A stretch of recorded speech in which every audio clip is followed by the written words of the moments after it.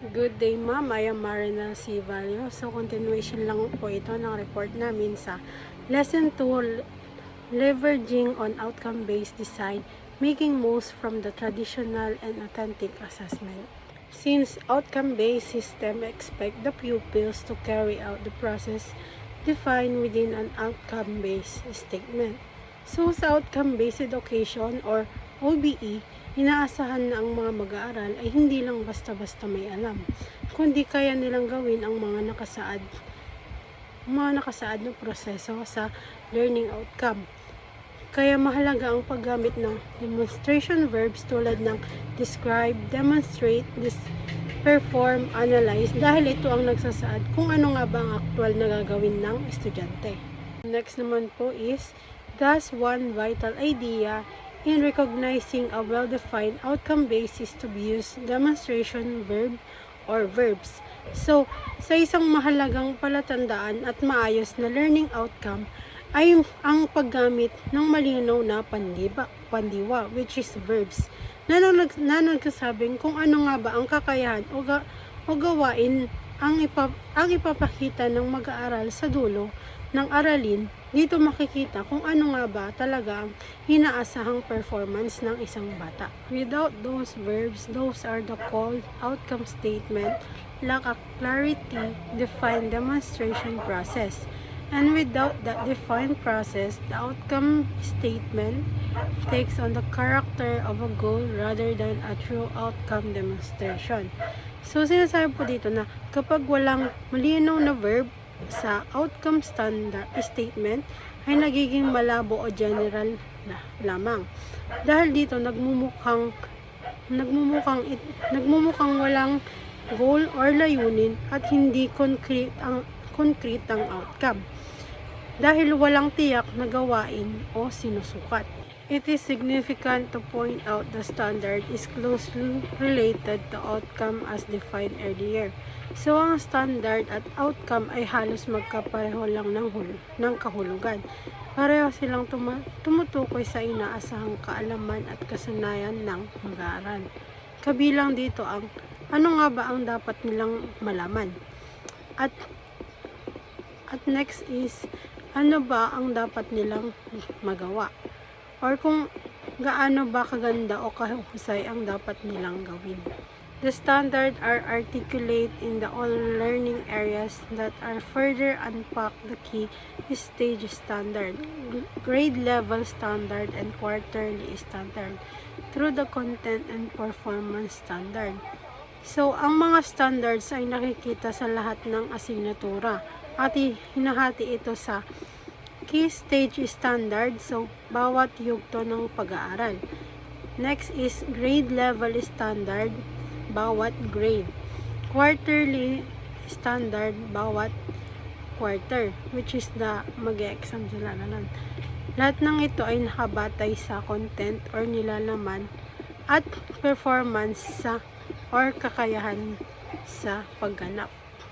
For instance, in key stage 1 of physical education, the standard or expected outcome is for the pupil to demonstrate understanding of body awareness, space awareness, and qualities of effort and movement relationship through participation awareness.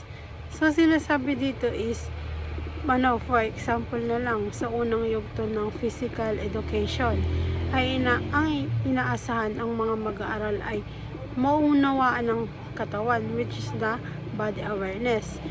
Next is yung maunawaan ang espasyo, which is the space awareness.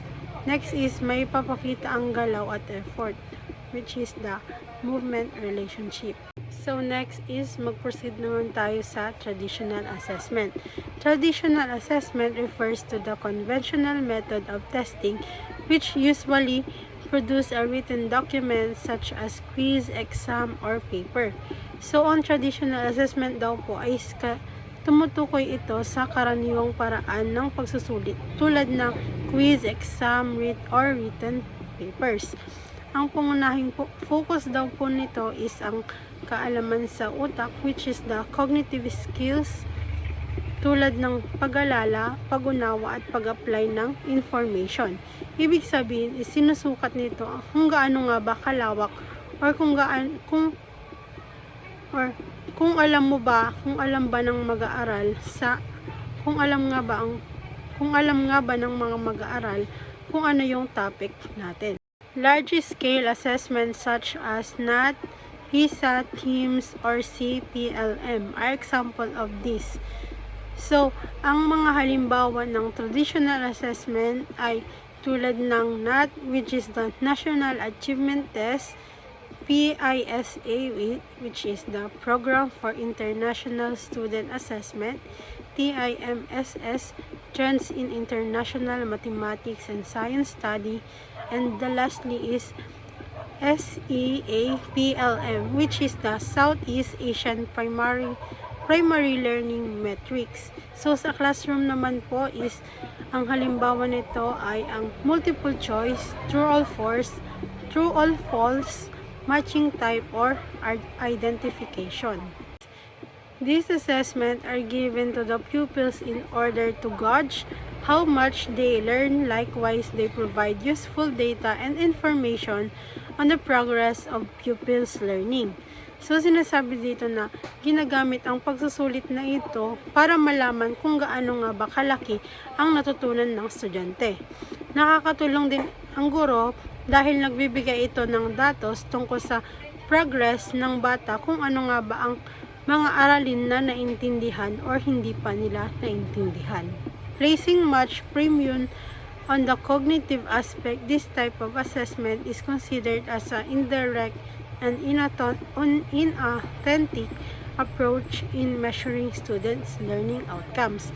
So, dahil dito is nakatuon lang ito sa mental o cognitive aspect, ang traditional assessment ay tinuturing na hindi ganap na tunay or inauthentic na sukatan ng learning. Ibig sabihin, hindi nito lubos na ipinapakita ang totoong kakayahan ng estudyante sa aktwal na sitwasyon. Next, proceed naman tayo sa purpose of traditional assessment. Number 1 is evaluate pupils. Traditional assessment is mainly administered to gather academic data to be used for evaluation purposes. With the data at hand, the teacher are able to identify the extent of student learning. So, sinasabi po dito na ginagamit ito para i-evaluate ang performance ng mga mag-aaral.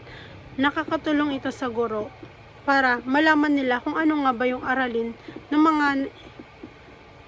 kung ano nga ba ang mga aralin na naiintindihan at hindi pa naiintindihan ng bata. Kaya nagiging basehan ito sa feedback or remediation. Or yung, for example, hindi kayo nakapasa sa exam.